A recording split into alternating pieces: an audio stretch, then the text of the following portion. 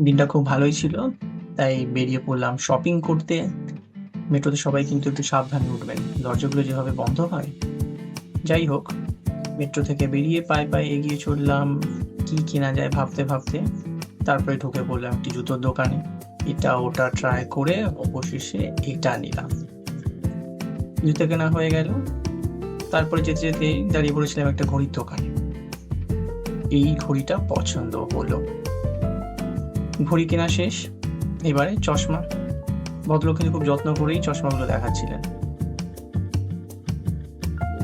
ব্যাস, অনেক ঘোরাঘুরি হয়েছে, শপিং শেষ। এবার পেট পুজোর পালা। এগিয়ে গিয়ে রেস্টুরেন্টে ঢোকা গেল। অর্ডার দেওয়ার কিছুক্ষণের মধ্যেই কিন্তু খাবার চলে এসেছিল, এবং খাবারগুলো যথেষ্ট টেস্টি ছিল। খাওয়া দাওয়া শেষ হলে এবার বাড়ি যাওয়ার পালা।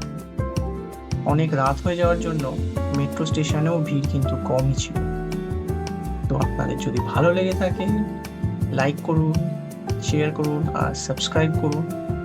আর দেখা হবে পরের ভিডিওতে। খুব ভালো থাকবেন।